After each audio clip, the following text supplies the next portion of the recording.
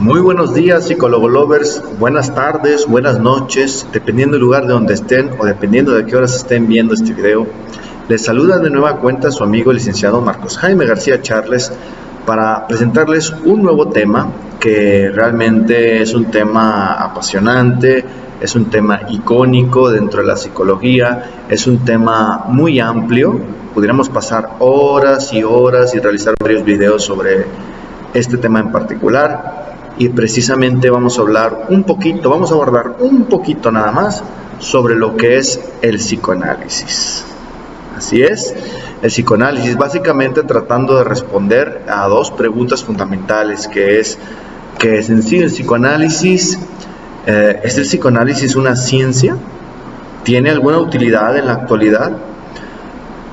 Pues bueno, vamos a tratar de develar algunas de estas preguntas, tratar de resolver algunas de estas preguntas de la manera más objetiva, aunque a decir verdad, como mencioné anteriormente, es un tema del cual pudiéramos hablar por horas y por horas y por horas y realizar varios videos y probablemente quedaríamos cortos, porque realmente el psicoanálisis es una de las corrientes psicológicas que fueron precisamente la punta de lanza para la psicología clínica, la psicología científica, pasando primero que nada por el estructuralismo o psicología estructural, después el psicoanálisis, y simplemente con el hecho de hablar de historia estaríamos hablando todavía de un tema aparte, ¿verdad?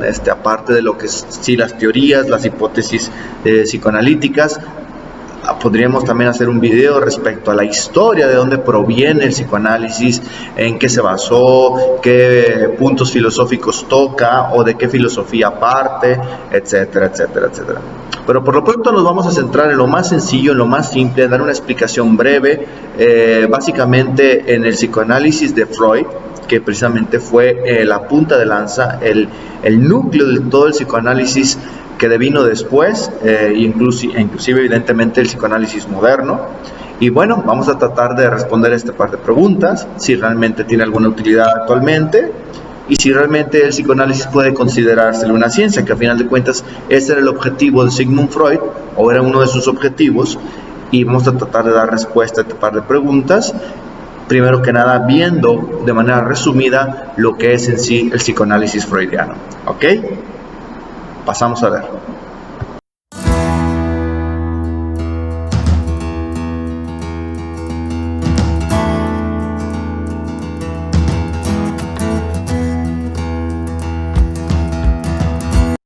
Como mencionamos en la introducción, vamos primero que nada a ver un breve resumen de lo que es en sí el psicoanálisis freudiano.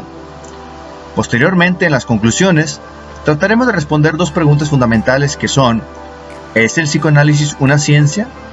¿Tiene alguna utilidad en la actualidad? Ok, pasemos primero que nada con el resumen. Primero que nada, revisemos lo que es en sí la definición de psicoanálisis. Psicoanálisis, en su etimología, viene del griego psique, que significa alma o mente, y análisis, pues precisamente en el sentido de examen o estudio.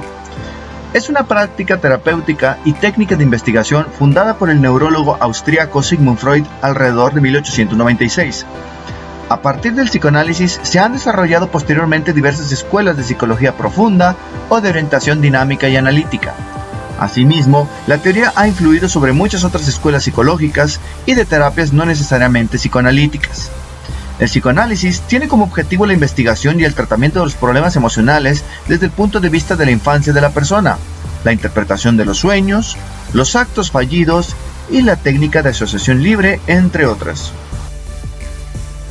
Antes de pasar al análisis de los conceptos freudianos, revisemos precisamente a su fundador, Sigmund Freud. Sigmund Freud fue un médico neurólogo austríaco de origen judío, padre del psicoanálisis y una de las mayores figuras intelectuales del siglo XX. Su fecha de nacimiento fue el 6 de mayo de 1856 en Pribor, Chequia. Falleció el 23 de septiembre de 1939 en Hampstead, Londres, Reino Unido. Su cónyuge fue Martha Bernays, quien vivió de 1886 a 1939. Sigmund Freud fue conocido precisamente por el psicoanálisis. Sus hijos fueron Anna Freud, Martin Freud, Ernest L. Freud, Oliver Freud, Mathilde Freud y Sophie Freud. ¿En qué consiste el psicoanálisis? El psicoanálisis consiste en una teoría explicativa psicológica y psicopatológica. Es una teoría sobre los procesos psíquicos inconscientes que presenta una concepción ampliada de la sexualidad, de sus relaciones con el acontecer psíquico y su reflejo en lo sociocultural.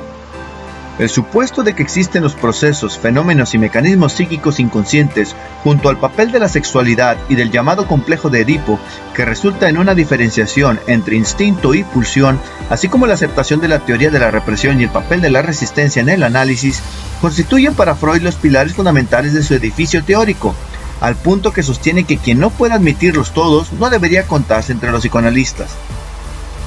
Esta definición de Freud ha tenido amplia aceptación entre los psicoanalistas, así como también la necesidad de la transmisión del saber a través del análisis didáctico y los análisis de control o supervisados. Esta aceptación o identificación con los pilares centrales de la teoría y el método se dio en medio de controversias.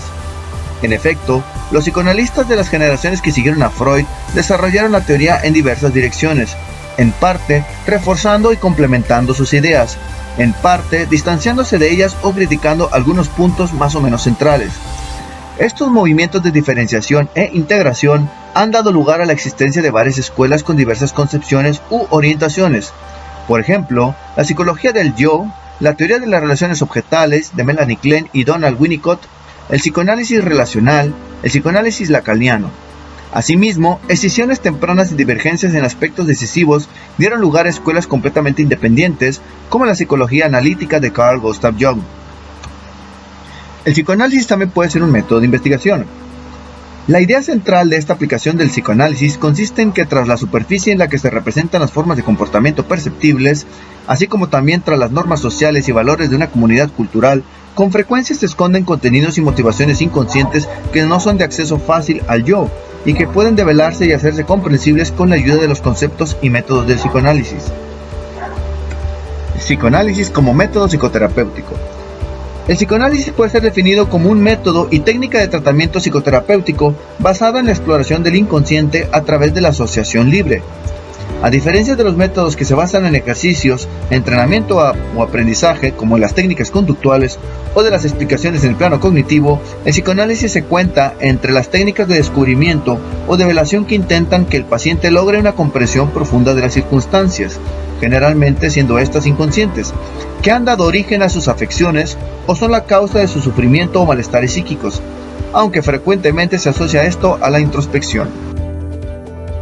¿Qué es el aparato psíquico? El aparato psíquico está conformado por la primera y segunda tópica freudiana. Revisemos la primera tópica. Esta está compuesta por los conceptos de consciente, preconsciente e inconsciente. El consciente es el aspecto de nuestro proceso mental que nos permite pensar y hablar de forma racional. Aparte de esto, incluye nuestra memoria, que no siempre es parte de la conciencia, pero se puede recuperar fácilmente en cualquier momento y se pone en nuestro conocimiento. El preconsciente es la parte de la mente que representa la memoria ordinaria. Si bien no somos conscientes de esta información en cualquier momento dado, podemos recuperarla y tirar de ella en la conciencia cuando sea necesario. El inconsciente es donde guardamos nuestros sentimientos, pensamientos, impulsos y los recuerdos, que se encuentran fuera de nuestro conocimiento consciente. La mayor parte de los contenidos del inconsciente, según Freud, son inaceptables o desagradables, tales como los sentimientos de dolor, ansiedad o conflicto. Para él, el inconsciente puede influir en nuestra conducta y experiencia a pesar de que no somos conscientes de estas influencias subyacentes. Revisemos la segunda tópica, el ello, el yo y el superyo. El ello está presente desde que nacemos y por lo tanto durante los primeros 2 años de nuestras vidas es la que manda a lo largo de ese periodo de tiempo. El ello se mueve a partir del principio de placer inmediato y por eso lucha por hacer que las pulsiones primarias rijan la conducta de la persona, independientemente de las consecuencias a medio o largo plazo que eso pueda conllevar. Por ello se suele considerar que el ello es la parte animal o instintiva del ser humano. El yo es la instancia psíquica que surgiría a partir de los 2 años de edad y a diferencia del ello se regiría por el principio de realidad. Eso significa que el yo está más enfocado hacia el exterior y nos lleva a pensar en las consecuencias prácticas de lo que hacemos y los problemas que pueda generar una conducta demasiado desinhibida. Esto hace que se enfrente al ello para aplacar las pulsiones que emanan de él, para lo cual utiliza los mecanismos de defensa. En definitiva, el yo, según la teoría de Sigmund Freud, es la instancia psíquica que se encarga de hacer que la fuerza del ello no tome el control del cuerpo llevándonos a situaciones catastróficas a corto plazo, y que la del superyo no llegue a asfixiarnos por su carácter restrictivo. No es simplemente una entidad que limita las influencias de las otras dos, sino que tiene su propia agenda e intereses y se rige por una lógica distinta, la de lo pragmático y la de la supervivencia. Por último, el superyo aparecería según Freud a partir de los 3 años de vida y es consecuencia de la socialización, básicamente aprendida de los padres, y la interiorización de normas consensuadas socialmente. Es la instancia psíquica que vela por el cumplimiento de las reglas morales. Es por eso que el superyo presiona para realizar grandes sacrificios y esfuerzos con tal de hacer que la personalidad de uno mismo se acerque lo máximo posible a la idea de la perfección y del bien.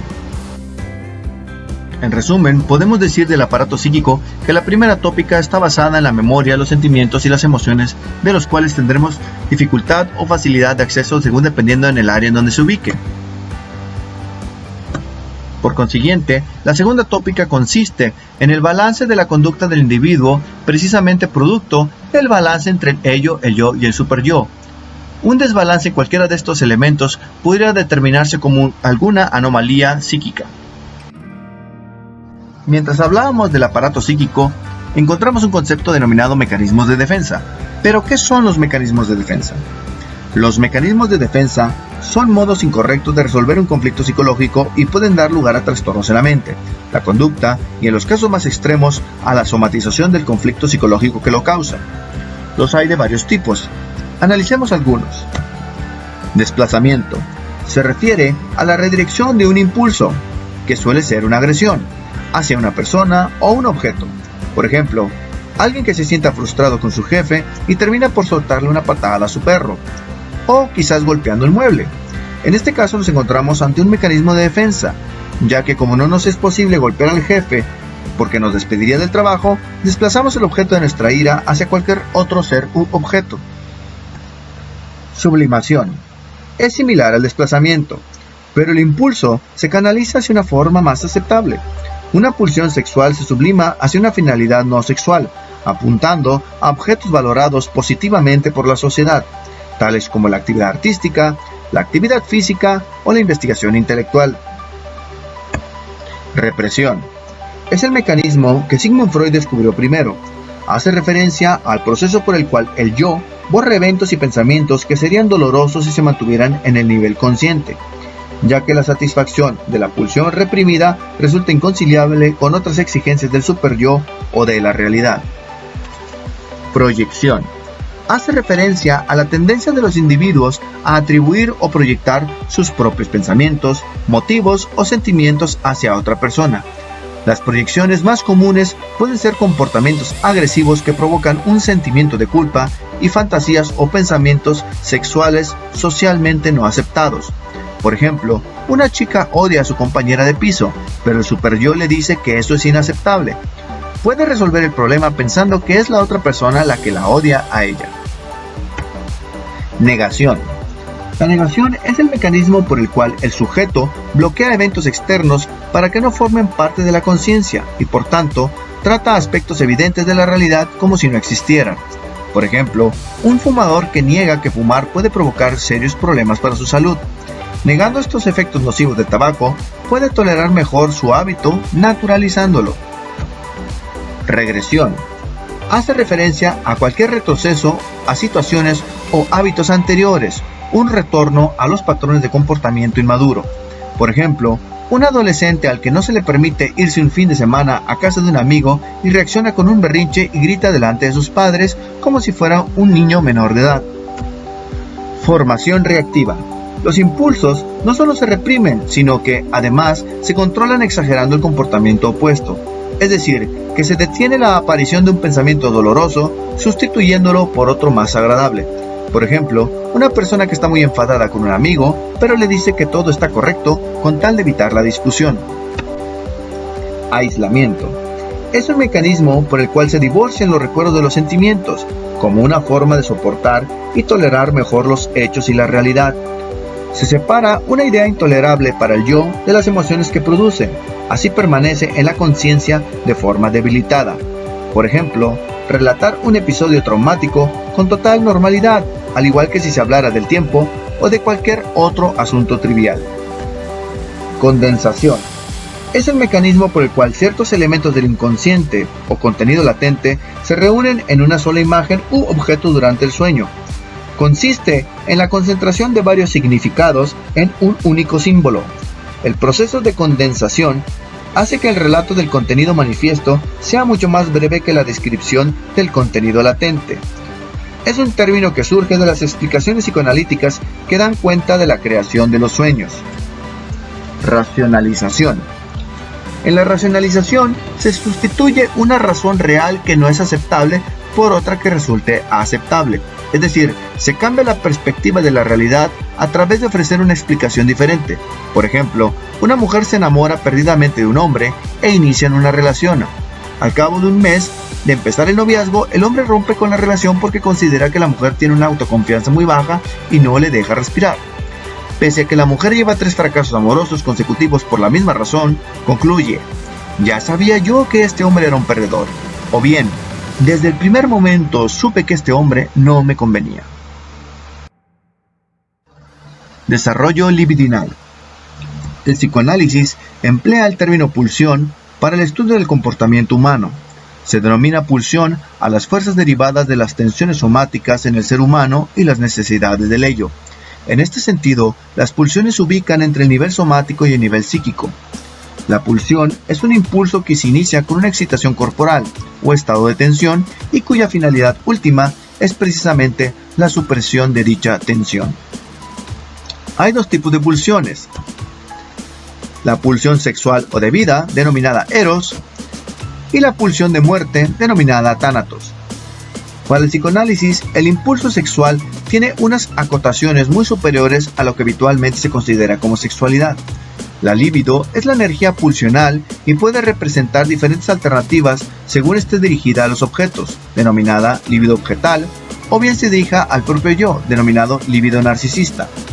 El psicoanálisis establece una serie de fases a través de las cuales se verifica el desarrollo del sujeto. Desde el punto de vista de dichas fases, los conflictos psíquicos y su posibilidad de resolución dependerán del estancamiento de una fase, denominada fijación, o del retorno a una fase precedente, denominada regresión. Desarrollo psicosexual infantil. Esta teoría plantea, según Freud, que conforme crecen los niños, su deseo se enfoca en diferentes áreas del cuerpo, en los que se busca la satisfacción libidinal, siguiendo una secuencia de etapas psicosexuales en las que son importantes diferentes zonas erógenas. Los niños pasan del autoerotismo a la sexualidad reproductora y desarrollan sus personalidades adultas. La primera de estas fases es la fase oral, que va desde el nacimiento hasta los 12 o 18 meses de edad. En esta época, la boca es la zona erógena preeminente y procura al bebé no solo la satisfacción de alimentarse, sino de poner en movimiento los labios, la lengua y el paladar en una alternancia rítmica. La fase anal, que va desde los 12 o 18 meses hasta los 3 años de edad, es en esta época donde la fuente principal de placer y conflicto potencial son las actividades en las que interviene el ano. Con frecuencia, representa el primer intento del niño por convertir una actividad involuntaria en voluntaria. Los niños pueden experimentar dolor o placer, ya sea al retener o al expulsar sus desechos fisiológicos. Debemos separar aquí el placer orgánico de defecar, aliviando una necesidad corporal, del placer sexual consistente en retener las heces y los gases para después expulsarlos bruscamente. Fase fálica, de 3 a 6 años de edad. Aquí, el órgano sexual masculino desempeña un papel dominante. En esta fase, las caricias masturbatorias y los tocamientos ritmados de las partes genitales proveen al niño un placer autoerótico. Freud considera que el clítoris es considerado por la niña como una forma de falo inferior. Al comienzo de la fase fálica, los niños y niñas creen que todas las personas poseen falo y la diferencia entre tener o no falo se percibe como una oposición por castración.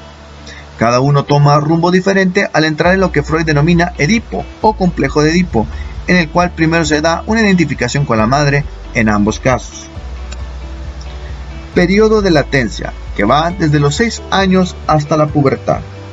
En este periodo se desarrollan fuerzas psíquicas que inhiben el impulso sexual y reducen su dirección. Los impulsos sexuales inaceptables son canalizados a nivel de actividad más aceptados por la cultura. Freud lo le llamaba periodo de calma sexual. No lo consideraba una etapa, ya que no surgía nada dramáticamente nuevo. Por último, la fase genital, que va desde la pubertad hasta la adultez. Surge en la adolescencia cuando maduran los órganos genitales. Hay un surgimiento de los deseos sexuales y agresivos. El impulso sexual, el cual antes era autoerótico, se busca satisfacer a partir de una interacción genuina con los demás. Freud creía que los individuos maduros buscan satisfacer sus impulsos sexuales, sobre todo por la actividad genital reproductora con miembros del sexo opuesto. Y para ir finalizando, revisemos las diferentes escuelas del psicoanálisis, con sus diferentes autores. Carl Gustav Jung, autor que discrepaba con Freud y que debido a ello se separó de la Asociación Psicoanalítica Internacional. Discrepaba sobre el origen y el estudio sexual de la libido, la interpretación de los sueños, el concepto de inconsciente y las formas de tratar la neurosis. Desarrolló conceptos nuevos como el inconsciente colectivo y el arquetipo. Alfred Adler también difería con Freud respecto a la importancia que daba él mismo al factor sexual. Adler manejó a manera de hipótesis el concepto de complejo de inferioridad que explicaría la neurosis y desarrolló un método para tratarlas. El instinto de poder fue la primera teoría paralela que sustituiría a la libido. Otto Rank, de los primeros discípulos de Freud, discrepaba con él en algunos puntos del complejo de Edipo. Karen Horney disentía de las ideas de Freud sobre la sexualidad femenina, el origen de las neurosis a las que atribuía causas culturales, los mecanismos de defensa y la aplicación de los conceptos del ello, yo y superyo en otras sociedades distintas a las que analizó Freud. Y bueno, por más autores no paramos, entre ellos destacan Anna Freud, Melanie Klein, Jacques Lacan, Harry Stack Sullivan y muchos otros más, pero no por ello son menos importantes. Y bueno, después de haber visto este breve resumen sobre el psicoanálisis estrictamente freudiano, como les dije, nomás íbamos a ver un pedacito porque si no nos íbamos a llevar bastante video, podemos decir que el psicoanálisis es demasiado robusto, demasiado amplio, hay demasiados autores, que muchos de ellos fueron discípulos de Freud y que muchos de ellos no estaban del todo de acuerdo con lo que él proponía o con sus ideas o sus hipótesis. Respecto a la pregunta de que si el psicoanálisis es en sí una ciencia, desde el punto de vista científico no es tan difícil de responder. La respuesta es rotundamente no. Rotundamente no, porque realmente no parte de una serie de conceptos claramente definidos y objetivos que podamos determinar y podamos investigar de una manera y que podamos falsear, sobre todo bajo el principio de falsación que nos menciona Karl Popper. Sin embargo, esto no quita la importancia tanto cultural como en la psicología clínica, sobre todo en materia de investigación, que se sigue manejando todavía en la actualidad. Realmente, desde el punto de vista científico, el psicoanálisis no tiene muchas aportaciones que ofrecer, sin embargo, fue un buen intento, mejor dicho, para acercarse a una psicología científica, dado lo que poco o mucho que se conocía en aquel entonces y dentro de lo poco que pudiera haber en cuanto a avance tecnológico gracias a lo que tenemos hoy en neurociencias. Sin embargo, hoy en día hay que resaltar que algunos autores como Jean-Paul Gustave Rancourt, un famoso filósofo y antropólogo francés, conocido por su intento de combinar la descripción fenomenológica con la interpretación hermenéutica, él defiende o sitúa al psicoanálisis como un tipo de ciencia del tipo histórico-hermenéutica. Esto en el sentido de que precisamente los psicoanalistas se basan mucho en la historia del sujeto, en la historia del paciente, para tratar de dar una serie de interpretaciones a través de una simbología clara o dentro de la propia simbología que pudiera entender del paciente mediante el análisis de su historia, ya sea desde el análisis de sus vivencias con sus padres, algunos conceptos que están ahí dentro del psicoanálisis que ya mencionamos anteriormente y que a final de cuentas intenta de alguna manera traducir lo que el paciente está sintiendo, está viviendo en ese momento para tratar de hacer consciente lo inconsciente, que a final de cuentas es uno de los elementos que precisamente busca el psicoanálisis. ¿Tiene alguna utilidad en la actualidad el psicoanálisis? La respuesta es sí. Quizás no todos los conceptos y todas las ideas del psicoanálisis pueden rescatarse, sin embargo hay que resaltar que muchas de estas hipótesis o estas ideas todavía siguen siendo del interés de muchos neurocientíficos, inclusive en la actualidad. Es más, existe demasiada polémica al respecto. Existe por un lado un grupo de neurocientíficos de la talla de Eric Kandel, Premio Nobel de Medicina y Fisiología en el año 2000, por ahí más o menos, que alaban precisamente el trabajo de Freud y que si bien lo ponen como un gigante dentro del siglo XX en cuanto a la psicología se refiere. Inclusive también existe otro grupo de neurocientíficos, neurobiólogos, que han formado lo que se conoce como la Sociedad Internacional Neuropsicoanalítica, conformada precisamente por el neuropsicólogo Mark Solms y por el neurólogo Jack Pansek. Espero haberlo pronunciado bien, Jack Pansek. Bueno, no sé muy bien cómo se pronuncia, pero también existen detractores que a final de cuentas, ante la falta de evidencia científica o la falta de poder contrastar las hipótesis freudianas, las cuales difícilmente podemos falsar o es imposible de falsar, pues precisamente le quitan o le restan este carácter serio de una investigación científica. Sin embargo, como menciona Gustave Rancourt, podemos quizás rescatarlo de un punto de vista histórico hermenéutico, situándolo precisamente en esa parte, pero no necesariamente tenerlo que vincular es mediante o a través de una ciencia o lo que viene siendo el conocimiento científico específicamente. A final de cuentas, es innegable que hoy en día el psicoanálisis siga teniendo aportaciones, sobre todo podemos rescatar algunas situaciones en cuanto a lo que viene siendo la criminología, alguna especie de lo que viene siendo la psicoterapia o al menos el manejo de las técnicas psicoanalíticas, la psicodinámica. Son elementos que todavía se siguen utilizando en la actualidad. Sin embargo, también hay que resaltar que debido a la propia globalización y al sentido de que hoy, como vivimos las personas hoy en día de manera acelerada, que buscamos soluciones rápidas, existen infinidad de enfoques o varios enfoques que precisamente vienen a resultar un poco más eficientes para el punto de vista o lo que intenta tratar el sujeto en cuestión, para lo que quiere, como demanda, para lo que solicita en ese momento, para lo que quiere salir en ese momento. Hay algunos conceptos que se siguen manejando en psicoanálisis, como por ejemplo el narcisismo, la histeria, sin embargo también distan un poco de cómo se manejaban o se contemplaban originalmente por Sigmund Freud.